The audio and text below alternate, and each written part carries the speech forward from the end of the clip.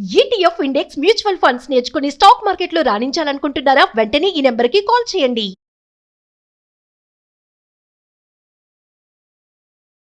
నమస్తే, welcome back to Suman TV. Present మనతో పాటు ఉన్నారు stock market analyst Sundararam Reddy గారు. నమస్తే సార్. సార్, రీసెంట్గా విప్రో బైబ్యాక్ షేర్స్ అని ఒక అనౌన్స్మెంట్ చేసింది. ఎందుకు అసలు బైబ్యాక్ చేస్తుంది, మళ్ళీ రిటర్న్ ఎందుకు తీసుకుంటుంది అని అంటే? కంపెనీస్ ఎప్పుడైనా సరే అంటే వాళ్ళ షేర్ వాల్యూ ప్రాపర్గా కోట్ అవ్వట్లేదు అనిపించింది అనుకోండి. సపోజ్ షేర్ వాల్యూ కంపెనీ ప్రకారం దాని ఫెయిర్ వాల్యూ ₹100 అనుకుందాం. లైవ్ మార్కెట్లో ₹50కే కోట్ అవుతుంది అనుకోండి. అంటే మన స్టాక్స్ డిస్కౌంట్లో ఉందని అది ఫీల్ అవుతుంది అనమాట. అలాంటప్పుడు కంపెనీ వాళ్ళ దగ్గర రిజర్వ్ మనీ ఉందనుకోండి, ఈ మనీ తోటి ఏంటంటే ఆ స్టాక్స్ని బైబ్యాక్ చేయడం ద్వారా డిమాండ్ క్రియేట్ చేస్తారనమాట. అంటే ఉన్న ఎగ్జిస్టింగ్ షేర్ హోల్డర్కి అండ్ వాల్యూ క్రియేట్ అవుతుంది అనమాట. దాన్ని మనం బైబ్యాక్ అనుకోవచ్చు. కాబట్టి కంపెనీ వాళ్ళు ఎప్పుడైనా సరే వాళ్ళ షేర్ ప్రైస్ అండర్ వాల్యూలో ఉంది అని అనుకున్నప్పుడు, వాళ్ళ దగ్గర మనీ కనుక మిగిలిపోయిన అమౌంట్ కనుకుంటే, ఈ మనీని ఈ క్యాపిటల్ని వాడి షేర్స్ని తగ్గించుకుంటారు. అంటే తద్వారా ఎగ్జిస్టింగ్ షేర్ హోల్డర్కి వాల్యూ క్రియేట్ అవుతుంది అనమాట. మామూలుగా అయితే కంపెనీ లాభాలు వచ్చినాయి అనుకోండి, ఆ లాభాలను ఏం చేస్తారు, ఒకటి అందరికి షేర్ హోల్డర్ పంచుతారు, డివిడెండ్ రూపంలో పంచుతారు ఎగ్జిస్టింగ్ షేర్ హోల్డర్లు అందరికీ, అదొక రూటు. లేదా అప్పులోనే అనుకోండి, అది ఎక్కువ వడ్డీతో ఉందనుకోండి, ఫస్ట్ దాన్ని తగ్గించుకుంటారు, వడ్డీ తగ్గిద్ది కదా అన్నట్టు. లేదనుకోండి, కొత్త కంపెనీ లేదని చిన్న చిన్న కంపెనీలు టేక్ ఓవర్ రిటర్న్కి వాడుతుంటారు. ఇట్లా కంపెనీని ఈ క్యాపిటల్ని ఎఫిషియన్సీగా వాడటానికి పనికి వస్తుంది ఇది.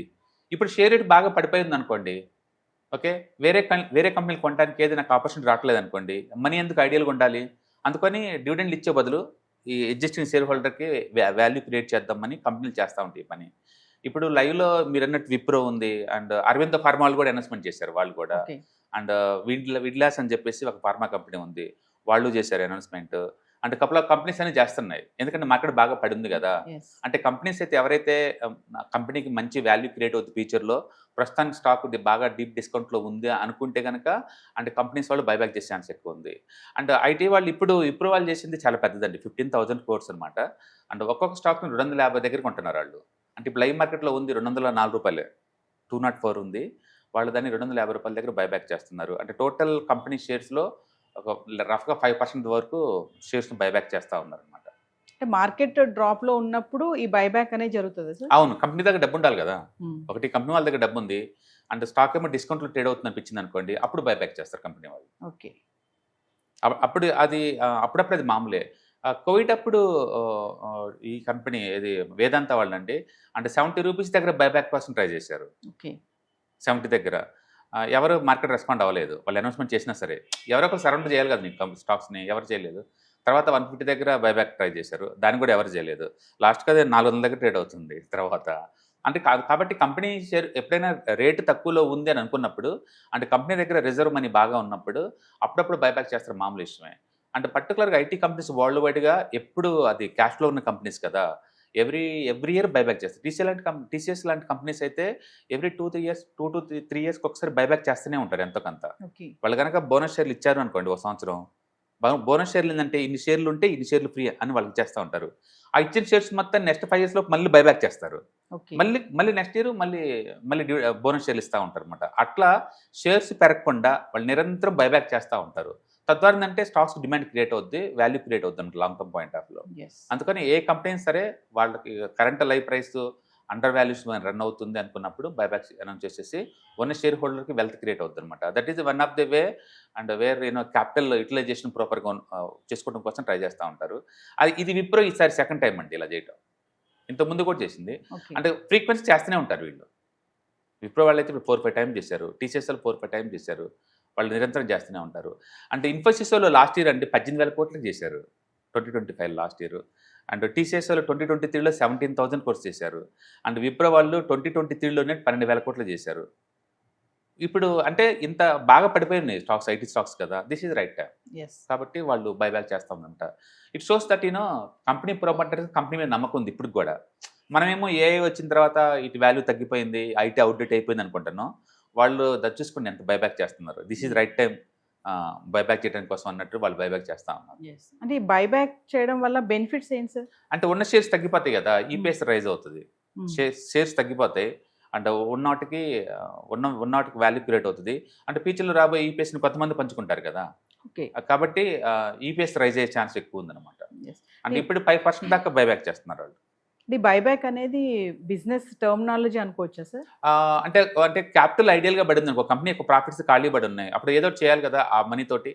ఓకే. ఆ మనీని ఏం చేయాలి, ఒకటి షేర్ హోల్డర్కి డివిడెండ్ రూపంలో పంచాలి, లేదు అంటే అప్పులు ఏదైనా ఉంటే తగ్గించుకోవచ్చు. ఇవన్నీ డెట్ ఫ్రీ కంపెనీస్, అప్పులు ఉండవు వీటికి, ఐటీ కంపెనీస్, మెజారిటీ ఐటీ కంపెనీస్కి. అండ్ టేక్ ఓవర్ వేరే కంపెనీ కొనడానికైనా సరే ఆపర్చునిటీ రావాలి కదా. ఓకే. ఒకవేళ ఇప్పుడు స్టిల్ మీ దగ్గర మనీ ఉందనుకోండి, ఆ మనీతో ఏదో ఒకటి చేయాలి కాబట్టి ఇప్పుడు ప్రస్తుతానికి ఏంటంటే స్టాక్ ప్రైస్ మంచి డిస్కౌంట్లో ఉంది కాబట్టి దిస్ ఈజ్ రైట్ టైం అని చెప్పేసి స్టాక్స్ తగ్గించుకుంటుంది అనమాట. ఎస్. తగ్గించుకున్నప్పుడు ఈపీఎస్ రైజ్ అవుతుంది నెక్స్ట్ ఇయర్ నుంచి. That is one of the best way అనమాట ఈపీఎస్ రైజ్. అంటే యాపిల్ పెద్ద పెద్ద కంపెనీస్ అని చేస్తుంటాయి, మైక్రోసాఫ్ట్ ఈ పని చేస్తూ ఉంటాయి నిరంతరం. ఎస్. అంటే బైబ్యాక్ అనేది ఐటీ సెక్టార్స్కే పరిమితం? నో, ఎంటైర్ స్టాక్ మార్కెట్లో ఎవరైనా సరే స్టాక్స్ కనుక తక్కువ రేట్లో ఉంది అనిపించింది అనుకోండి, అండ్ షేర్ హోల్డర్ యొక్క కాన్ఫిడెన్స్ డెవలప్ చేయడం కోసం, అంటే కంపెనీ దగ్గర ఉన్న క్యాపిటల్ని బాగా ప్రాపర్గా యూటిలైజ్ చేయడం కోసం ఈ బైబ్యాక్ని అనౌన్స్ చేస్తూ ఉంటారు. ఎస్. వాళ్ళ దగ్గర క్యాపిటల్ ఉండాలి కదా, Capital ఉండాలి. ఉంటేనే చేయగలుగుతారు. అరవింద్ వాళ్ళు కూడా చేస్తున్నారు, ఇది సెకండ్ టైం వాళ్ళు. ఎస్. అంటే స్టాక్ ఆల్రెడీ ఆల్ టైమ్ హైలో ఉంది అయినా చేస్తున్నారు వాళ్ళు. అంటే దాని మీనింగ్ ఏంటంటే ఇంకా మాకు గ్రోత్ పాసిబిలిటీ ఇంకా ఎక్కువ ఉంటుంది, ఎక్కువ ఉంటుంది. అంటే మా దగ్గర క్యాపిటల్ బోర్డు అంత ఉంది కదా, ఉన్న వాళ్ళని తగ్గించుకుందాం అనమాట. Yes. ఐపీఓ అంటేనే మాకు మనీ కావాలి కాబట్టి కొంత వాటా నీకు అమ్ముతున్నాను, that is called the initial public offering IPO. Yes. Buyback అంటే దానికి ఆపోజిట్, మా దగ్గర మాకు అవసరం లేదు, మా దగ్గర మనీ బోల్డ్ అంత ఉంది కాబట్టి స్టాక్స్ని తగ్గించుకునే ఒక పద్ధతి అనమాట. ఎస్. అంటే ఇనిషియల్ పబ్లిక్ ఆఫరింగ్ అన్నారు కదా sir? Initial public offering, Offering. First time పబ్లిక్కి స్టాక్స్ మేము ఆఫర్ ఆఫర్ చేయడం. ఈ Yes. College IPO first time అనమాట.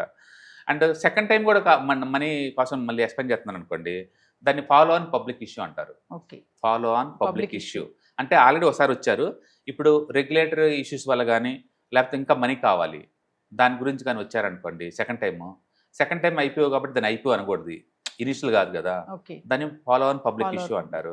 ఒకవేళ ఇంకా డబ్బు కావాలి నాకు, వేరే అప్పులు తగ్గించుకోవడం కోసం కానీ లేకపోతే వేరే దాన్ని టేక్ ఓవర్ కానీ నాకు మనీ కావాలి, అప్పుడు ఏం చేస్తారంటే రైట్ ఇష్యూని అనౌన్స్ చేస్తారు.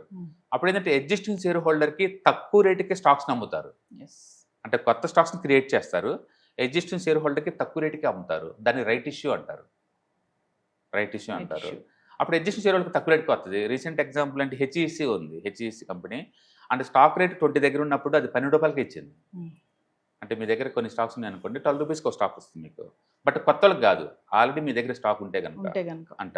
అట్లా కంపెనీ వాళ్ళు క్యాపిటల్ కావాలి మాకు అనుకున్నప్పుడేమో తక్కువ రేటుకి అమ్ముతారు, అండ్ వాళ్ళకి వద్దు అనుకున్నప్పుడు ఎక్కువ రేట్ ఇచ్చుకుంటారు. ఓకే, ఇప్పుడు హెచ్ఈసి ఉందనుకోండి, ఆల్మోస్ట్ 40% డిస్కౌంట్లో ఇచ్చింది ఎగ్జిస్టింగ్ షేర్ హోల్డర్కి. ఇప్పుడు ఇప్పుడే ఉందనుకోండి బైబ్యాక్, లైవ్ మార్కెట్ ప్రైస్తో పోల్చుకుంటే ఆల్మోస్ట్ 19% ఎక్కువ రేట్ ఇచ్చుకుంటుంది. బైబ్యాక్స్ ఎప్పుడు కూడా ఒక 20% దాకా ఎక్కువ ఇచ్చుకుంటారు. ఆ రైట్ ఇష్యూ ఎప్పుడు కూడా ఒక 20 to 30% తక్కువగా అమ్ముతారు అనమాట. It's depend upon the market conditions, కంపెనీకి ఎంత క్యాపిటల్ కావాలని దాన్ని బట్టి జరుగుతూ ఉంటుంది. Thank you sir. Hi, markets చాలా వాలటిలిటీ ఉన్నాయని భయపడుతున్నారా? మార్కెట్ ఆల్ టైమ్ హైలో ఉందని దూరంగా ఉండాలనుకుంటున్నారా? ఏది రైట్ టైం మార్కెట్లో ఎంటర్ అవడానికి, ఏది బెస్ట్ టైం మార్కెట్లోంచి బయటకు పోవడానికి తెలుసుకోవాలనుకుంటున్నారా? మార్కెట్లో mutual funds, ETFs, index funds ద్వారా మనీ మేక్ చేద్దాం అనుకున్నారా? ఇలాంటి మీ డౌట్స్ కి క్లారిఫికేషన్ కోసం ఈ webinar ETFs, index funds and mutual funds కోర్సులో జాయిన్ అవ్వండి, మీ డౌట్స్ క్లారిఫికేషన్ చేసుకోండి. Every month Saturday, Sunday and Monday conduct చేసే ఈ కోర్సులో మీకు ఈటీఎఫ్స్ అంటే ఏంటి, ఇండెక్స్ ఫండ్స్ అంటే ఏంటి, మ్యూచువల్ ఫండ్స్ అంటే ఏంటి, different type of ETFs, index funds, mutual funds అంటే ఏంటి, ఇందులో ఇన్వెస్ట్ చేయడం ద్వారా లాంగ్ టర్మ్ లో వెల్త్ ఎలా క్రియేట్ చేసుకోవాలా, షార్ట్ టర్మ్ లో ఎలా వెల్త్ క్రియేట్ చేసుకోవాలా, ఎనీబడి కెన్ ట్రేడ్ ప్రోగ్రామ్ ఎలా పార్టిసిపేట్ చేయాలా, ఇలాంటి అన్నిటికీ మీకు ఆన్సర్ దొరుకుతుంది. కాబట్టి మీకు ఎవరికన్నా ఇలాంటి వాటిలో వెల్త్ క్రియేట్ చేయాలని కనుక ఇంట్రెస్ట్ కనుకుంటే కింద స్క్రోల్ అవుతున్న నెంబర్కి కాల్ చేయడం ద్వారా మీ సీట్ని బుక్ చేసుకోండి. Thank you.